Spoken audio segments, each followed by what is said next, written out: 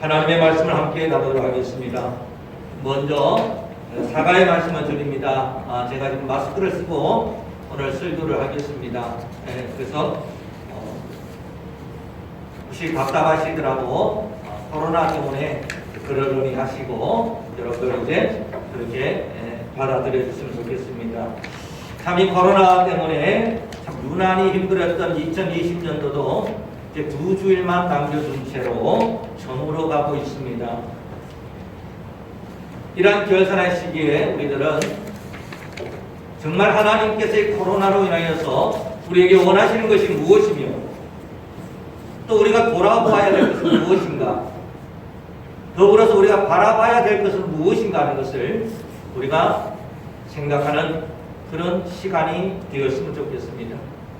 해마다 돌아오는 강림절 기간이지만 올해의 강림절은 참으로 어렵기도 하지만 어떤 면에서는 우리를 돌아보고 더 하나님을 바라볼 수 있는 그런 깊은 시간이 될 것 같습니다. 그렇다면 여러분, 오늘 우리 호세아서에서 말씀하시는 하나님의 말씀, 코로나 전국에 인하여서 다들 힘들어하는 이 시기에, 또 연말의 결산의 이 시기에 우리가 돌아봐야 되고 또 바라봐야 될 것은 무엇일까요? 첫 번째, 우리가 돌아보아야 될 것이 있습니다. 먼저 오늘 본문 말씀을 한번 봅니다. 12장 1절 말씀에 보면 에브라임은 바람을 먹으며 동풍을 따라가서 종일토록 거짓과 포악을 더하여 아수르와 계약을 맺고 기름을 애굽에 보내도다, 이렇게 말씀하고 계십니다. 에브라임은 이스라엘의 이름입니다.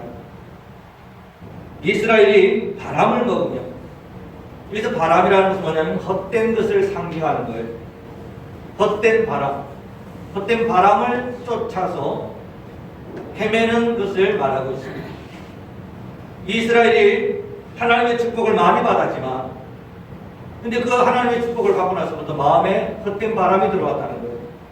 하나님의 축복을 받아서 번영하고 번성하고 나라를 건설하여 있는데, 그때부터 더욱더 하나님을 믿음 안에 서야 되는데 이스라엘은 그러하지 못하고 그 마음에 헛된 바람, 그 바람이 들어다가 우리가 김장을 할 때 먹지 못하고 버려야 될 무가 있습니다. 바람든 무죠. 우리도 마찬가지, 우리 마음속, 우리 심령 속에 헛된 바람이 들어오게 되면 우리는 하나님의 김장으로 담아져야 될 그런 귀중한 무로서는 역할을 잃어버리게 되는 거죠. 이스라엘이 그러했습니다. 이스라엘은 하나님이 주신 그 축복과 하나님이 주신 그 언약의 축복 가운데서 그것을 온전히 누렸지만 동시에 그들의 마음속에 헛된 바람, 세속적이고 욕망이 있는 그런 것들이 그들의 마음속에 들어갔던 것이에요. 솔로몬 왕이 하나님 앞에 간구하여서 지혜도 많이 받고 무기와 권세도 다 얻었지요. 근데 솔로몬의 왕의 그 말년은 어땠습니까? 인간의 지혜와 인간의 욕망을 가지고 수많은 외국의 여자들과 전략적으로 결혼을 하면서 이루어낸 그런 거짓 평화요, 거짓 번영이었습니다. 그런 거짓 번영과 거짓 평화의 결과로 사람들은 잘 먹고 잘 사는 것 같았지만, 그러나 하나님 보시기에는 그것은 바람든 무에 불과했다고 하는 거예요. 오늘 사랑하는 여러분, 우리 한국교회를 바라보면서 그런 생각을 해보지 않습니까? 오늘 우리의 신앙의 모습이 바람든 무가 아닐까? 헛된 바람을 쫓아서 이 에브라임, 이스라엘이 하나님의 심판대 안에 선 것처럼 우리도 우리 마음속에서 하나님의 말씀으로 온전히 정결하게 되고 하나님의 말씀으로 온전히 써야 될 우리들 자신이 아니라 세상의 욕망과 세속적인 것들이, 그 바람이 우리 마음에 들어와서 우리의 마음을 온통 붙들고 있는 바람든 무, 그래서 하나님 나라의 귀중한 김장으로 쓸 수 없는 그런 상태가 아닐까 하는 그런 것을 우리는 하나님 오늘 우리에게 말씀하십니다. 보라고 말씀하셨습니다. 우리가 이 코로나 시대를 통해서 우리는 하나님의 우리를 향하신 그 보라고 하는 이 말씀을 우리가 들어야 되는 것입니다. 하나님이 원하시는 건 두려워하는 마음이 아닙니다. 하나님이 원하시는 마음은 우리가 그 말씀을 통하여서 돌이키고 하나님의 복을 또 다시 얻게 되는 것을 하나님이 원하시는 것이죠. 오늘 이스라엘은 헛된 세상에 관한 욕망에 관한 그리고 자기 자신의 이기적인 욕망을 쫓아며 살아왔습니다. 그래서 오늘 에브라임을 하나님이 고발합니다. 에브라임은 바람을 먹으며 라고 고발하는 것을 보고 있습니다. 오늘 우리들 마음에도 직분의 어떤 바람, 교회 안에서의 어떤 다른 여러 가지 내 권리 주장의 어떤 그런 헛된 바람에 내 신앙이 무는 바람든 그런 상태가 아닐까. 또 한국교회 전체로 또 목회자 전체로 우리가 함께 말씀 앞에 각성해야 되는 그런 말씀을 우리에게 주시고 있습니다. 더불어서 오늘 이 말씀하고 있는 것을 보게 되면 동풍을 따라가서 이렇게 말해요. 동풍을 따라가서. 여러분 동풍을 따라간다는 말이 무슨 말일까요? 우리가 이 바람을 따라간다, 동풍을 따라간다는 말은 동쪽에는 강대국이 있어요. 근데 동풍을 따라간다 이 말은 세상의 시류를 따라간다는 말입니다. 당시 이스라엘은 아수르라고 하는 강대국, 또 애굽이라는 그 강대국의 중간에서 놓여있는 그런 위치였어요. 법사 우리나라가 지금 중국과 미국, 일본 이 강대국의 중간에 끼어서 이러지도 못하고 저러지도 못하는, 때때로는 중국에 아부하고 때때로는 미국에 붙고 하는 그런 신세를 보이는 것처럼 이스라엘도 그 세상의 흐름 따라서 오늘 말씀 보면 이렇게 말씀하십니다. 아수르와 계약을 맺고 기름을 애굽에 보내도다. 네. 아수르와는 인간적인 화친을 맺고 애굽에는 또 조공의 기름을 보냈다는 거예요. 이것이 의미하는 바가 뭡니까? 이스라엘은 하나님이 택정한 백성입니다. 오직 하나님만을 섬기고 하나님을 바라보도록 하나님이 직접 손으로 뽑은 백성이에요.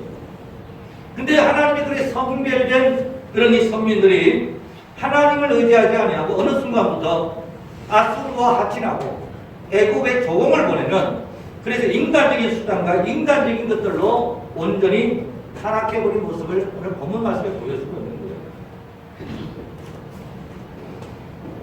그래서 오늘 이 호세아서에는 여러분 아시다시피 고멜이라는 여자가 얼마나 유명합니까? 고멜이라는 여자가 어떤 여자죠? 아주 행실이 문란한 여자로서, 정말 여자로서는 최악의 상태였던 그런 여자였던 것 같습니다. 근데 하나님은 뭐라고 말씀하시죠? 고멜을 데려와서 고멜과 결혼해 살아라, 그렇게 말씀하셨죠. 어떻게 보면 하나님 보실 때에 이스라엘은 고멜과 같은 여자였죠. 그러나 하나님께서는 이 호세아를 통하여서 고멜과 같은 이스라엘을 일지라도 온갖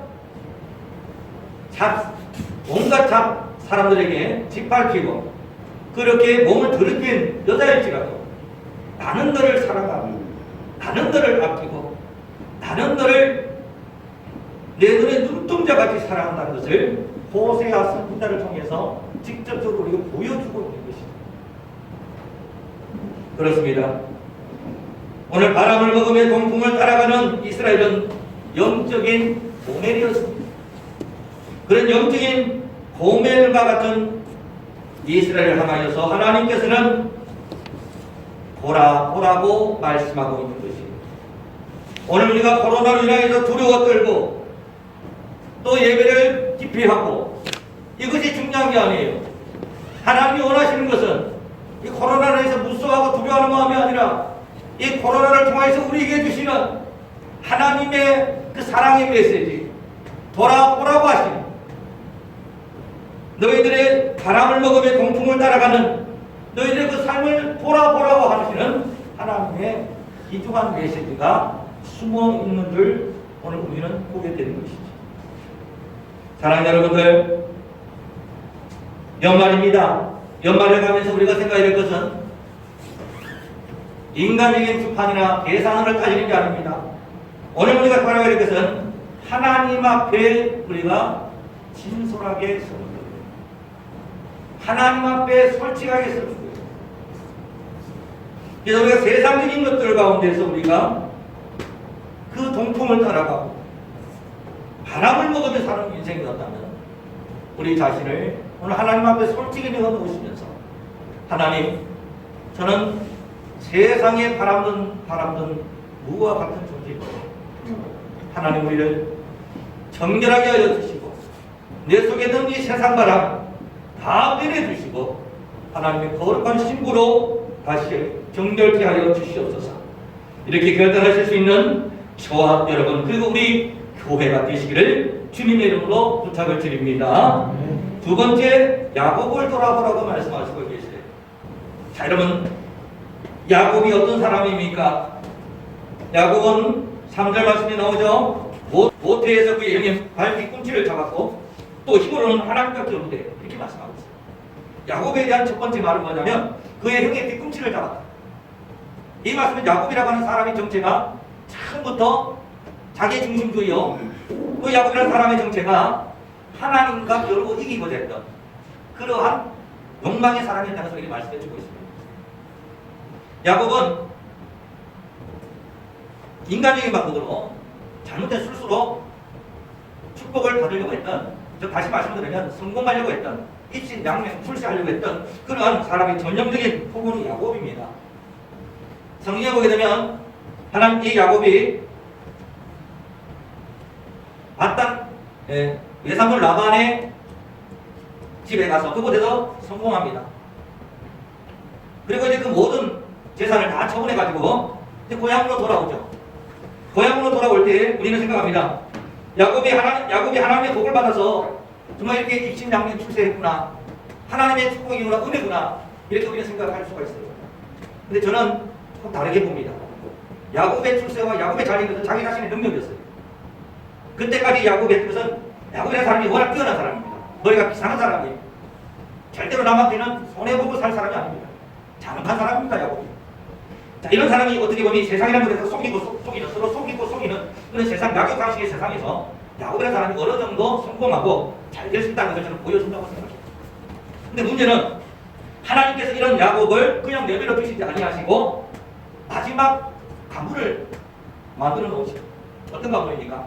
그의 형 에스가, 그가 예전에 속였던 그의 형 에스가 400명의 장정 병사, 최정예 병사를 데리고 칼을 잡아 부장을 한 채 야곱이 보기만을 무시탕탕 기다리고 있다는 소식이었죠.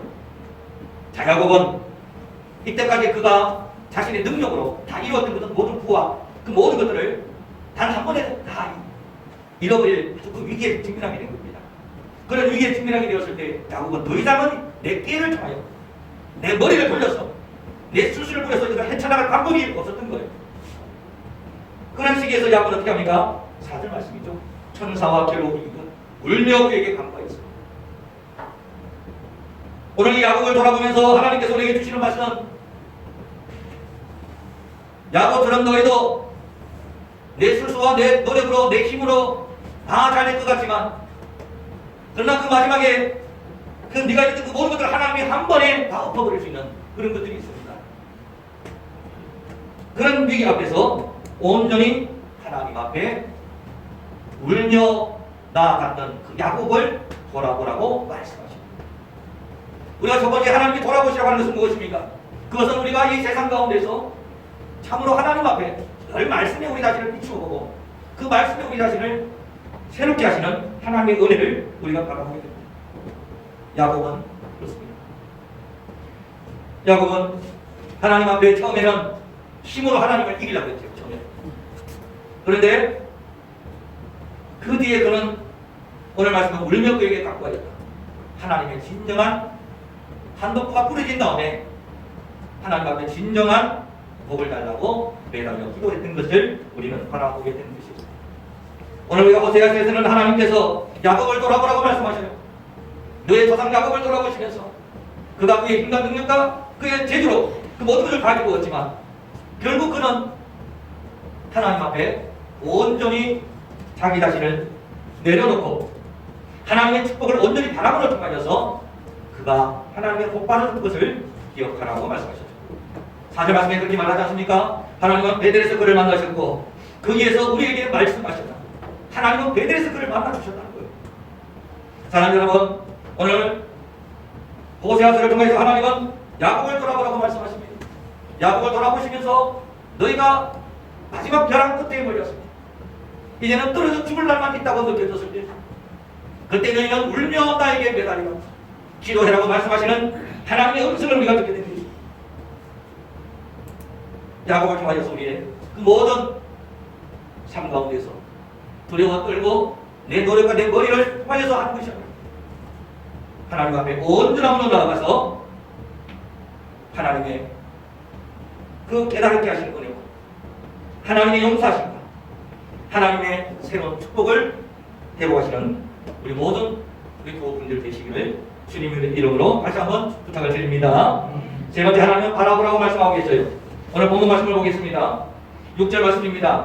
그런저 너희 하나님께로 돌아와서 인애와 정의를 지키며 항상 너희 하나님을 바랄지니라 이렇게 말씀하고 있어요. 하나님은 돌아오라고 말씀하시는 하나님이시고 동시에 우리에게 말씀하십니다. 돌아오라고 말씀하시는 하나님이시고 이스라엘이 어디서부터 돌아와야 됩니까? 헛된 바람을 먹으며 동풍을 따라가서 세상을 따라가며 야곱처럼 자기 술수와 자기 힘을 믿고 자기 뜻대로 살아가는 그 인생에서 이제는 돌이켜서 너희 하나님만을 바라보라고 오늘 우리에게 말씀하고 계신 것을 볼 수가 있습니다. 우리가 신앙은 무엇일까요? 신앙은 하나님을 바라보는 것입니다. 육신을 가진 존재이기 때문에 어쩔 수 없이 우리는 이 세상 것들을 전혀 안 바라볼 수는 없습니다. 세상을 바라보지 말아라가 아니에요. 세상보다도 하나님을 더 많이 바라보는 거예요. 세상을 의지하지 말라는 것도 아닙니다. 세상보다는 하나님을 더 의지하라는 소리예요. 요즘 뉴스나 이런 언론을 보면서 느끼는 게 많죠, 여러분들. 뉴스와 언론이 얼마나 조작된 것들이 많은가 하는 걸 봐야 돼요. 뭔가를 가만히 보게 되면 전에는 우리가 많은 것을 모르고 살아왔지만 그 모든 것들에는 조작이 숨어 있고 어떻게 말을 하느냐에 따라서 살아가는 걸 수 있습니다. 지금 우리 교회가 코로나에서 가장 좀 그래서 우리가 많이 조심해야 될 부분이 많습니다만 근데 이 언론의 조작도 정부에서 그런 것들 우리가 좀 어느 정도는 의식을 해야 됩니다. 서울의 교회에서 장로님 부부가 코로나 확진이 되었대요. 근데 이 장로님 부부가 확진된 것은 교회가 아니었습니다. 어디냐면 자기 사업장이었어요. 자기 사업장에서 자기의 부하 젊은 직원한테서 옮긴 건데 어떻게 옮겨진 거냐면 차로, 승용차로 이 젊은 사람을 그날그날 늦게 야근을 해서 데려다 주다가 코로나에 확진이 됐대요. 이제 장로님이 현명하셨어요. 몸에 이상이 있으니까 수요일 날인데 예배를 안 넣으신 거예요. 그리고 그 다음날 바로 검진받으러 가셨어요. 그 검진을 받아 보니까 확진이 나왔습니다. 그러면 여러분 이게 교회생활 감염입니까? 아니면 그 장로님의 사업장 감염입니까? 분명히 이건 여러분 사업장 감염이라고 명시를 해야 되는 게 맞는 거죠. 그런데 그 서울의 구청 홈페이지에 보면 그 교회 이름을 그대로 올려놓았다고 하는 거예요. 우리들 세상 사람들은 그 결과만 말한 거잖아요. 아, 교회에서 또 나왔네. 교회가 문제야 역시. 이렇게 이제 호도하는 경우가 많아요.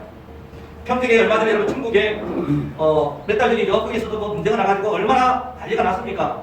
근데 그때도 그런 소식을 들었어요. 그 교우분이 아니라 그 주변에 있는 사람들이고 그랬는데 그게 홈페이지에 그대로 그 교회에서 나와 그런 식으로 계속 이제 언론이 보도되어지고 있다고 합니다. 자, 제가 왜 말씀드리냐면 우리는 하나님을 바라봐야 살아가는 말씀을 드리는 겁니다. 그래서 우리는 모든 일들 가운데서 우리가 우리 자리에 있으면서 우리가 해야 되는 건 뭡니까? 돌아보는 거죠. 하나님이 코로나를 통해 우리를 돌아보라고 말씀하시고 계세요. 그래서 돌아보면서 동시에 너는 하나님만을 나만을 바라보라고 세상의 언론과 세상의 눈치와 세상의 어떤 것들 그런 것들을 바라보지 말고 너는 나만을 바라보라고 말씀하시는 이 하나님의 음성을 오늘 들으시기를 주님의 이름으로 부탁드립니다. 이게 참 중요한 것 같아요, 여러분. 사실 우리 교회에서 우리는 있지도 않을 얘기지만 저한테서 감동되시는 가장 가까운 분이 누구냐면 이 앞에 앉은 분일 거죠. 저희 가족들이고 저희 앞에 앉아서 이렇게 설교들을 보이시겠죠. 그래서 저도 사실 많은 조심을 합니다. 예. 특별한 행사 아니면 저는 이 지방 행사에서 안 나가야 되는 특별한 행사 아니고 꼭 필요 수상이 아니에요. 그런데 그럼에도 불구하고 여러분 사람이 좀 모르죠. 어디서 어떻게 이루어질지 아무도 모릅니다. 이렇게 우리가 의지할 수 없고 알 수 없는 세상을 살아가면서 우리가 의지하고 우리가 바라봐야 될 분은 우리를 만드시고 우리를 위해 선한 계획을 가지고 계시며 우리를 너무도 사랑하시는 하나님밖에 없다고 하는 것입니다. 그 하나님을 어떻게 바라보고 말씀하시냐면 6절 말씀 인애와 공의를 지키며 이렇게 말하죠. 인애와 정의를 지키며 항상 너희 하나님을 바라시리라. 인애와 정의는 하나님 나라의 가장 중요한 겁니다. 원리죠. 이 말씀은 항상 하나님의 나라를 생각하며 하나님의 나라 하나님만을 온전히 바라볼지니라. 이 말씀과 동일한 말씀입니다. 사랑하는 여러분, 우리는 말씀 안에서 하나님만을 바라봐야 됩니다. 그렇게 바라볼 때 하나님은 우리에게 어떻게 하실까요? 성경을 좀 더 다른 성경 찾아보도록 하겠습니다. 호세아서 14장 4절부터 한번 보겠습니다. 호세아서 14장 2장만 넘기시면 나옵니다. 호세아서 14장 4절부터 보시면 제가 못하시면 제가 읽어드릴 테니 들으시기 바랍니다. 내가 그들의 반역을 고치고 기쁘게 그들을 사랑하리니 나의 진노가 그에게서 떠났음이니라. 내가 이스라엘에게 이슬과 같으니 그가 백합화같이 피겠고 레바논 백합목같이 뿌리가 박힐 것이라. 그의 가지는 펴지며 그의 아름다운 감람나무와 같고 그의 향기는 레바논 백합목 같으니 그 그늘 아래에 거주하는 자가 돌아올지라. 그들은 곡식같이 풍성할 것이며 포도나무같이 꽃이 필 것이며 그 향기는 레바논의 포도주같이 되리라. 에브라임의 말이 내가 다시 우상과 무슨 상관이 있으리요 할지라. 내가 그를 돌아보아 대답하기를 나는 푸른 장나무 같으니 네가 나로 말미암아 열매를 맺으리라 하리라. 아멘. 사랑하는 여러분, 하나님께서는 호세아서의 마지막 14장에 어떻게 말씀하십니까? 하나님이 모든 것들을 회복시켜 주실 것을 우리에게 약속하고 있는 것을 우리가 보게 되는 것입니다. 너희가 반역을 고치고 하나님 우리들의 반역을 고치고 기쁘게 우리를 사랑하신다고 말씀하십니다. 내가 이스라엘에게 이슬과 같으리라고 말씀하고 계십니다. 이스라엘 우리의 건조한 마음에 우리들의 정말 좋지 않은 그 마음에 이슬처럼 우리 마음을 촉촉히 쪄주시겠다고 말씀하시고 계십니다. 그러면 우리가 이슬과 같은 하나님의 은혜 때문에 백합화같이 피어나겠고 레바논 백합목같이 뿌리가 박힐 것이다. 그의 가지는 퍼지며 그의 아름다운 감람나무와 같고 그의 향기는 레바논 백합목 같으리라. 여러분, 하나님의 회복의 메시지가 얼마나 여러분 좋습니까? 우리가 돌아보고 하나님을 온전히 바라보기만 하면 하나님께서는 이렇게 백합목같이 뿌리가 박힐 것이고 백합화같이 꽃 피는 인생으로 저와 우리 여러분의 삶을 축복해 주실 줄 믿으시기를 주님의 이름으로 축복합니다. 그렇습니다. 사랑하는 여러분, 오늘 우리는 이 연말을 맞이하여서 강림절 제3도를 맞이하면서 하나님의 비전을 봅니다.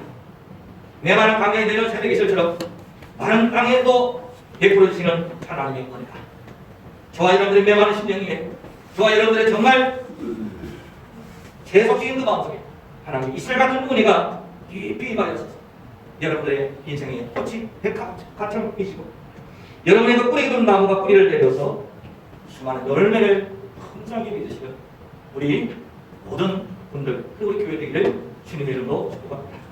2021년에는 여러분 하나님의 일하심을 바라봅시다. 우리가 2020년을 힘들고 어렵게 살아왔다고 해서 2021년도 똑같으리라고 우리는 알 수가 없습니다. 우리가 해야 될 일은 우리를 돌아보고 하나님을 바라보는 것입니다. 하나님이 해주실 역사를 바라보면서 우리가 해야 될 하나님 앞에 우리를 돌아보면서 우리를 고치는 거예요. 바람 든나 무에서 바람을 빼는 것입니다. 그리고 우리들의 세속적인 욕망들 세상의 소리에 기울이고 하나님 말씀보다 세상 소리에 더 건지를 주고 그 세상이 더 전하는 그런 것들에서 우리가 돌아서서 오직 하나님만을 온전히 바라보시게 되면 하나님께서 이 모든 회복의 축복을 저와 여러분이 가져내요. 그리고 우리 교회에 풍성히 임하게 하실 줄 믿으시길 주님의 이름으로 부탁을 드립니다. 기도드리겠습니다.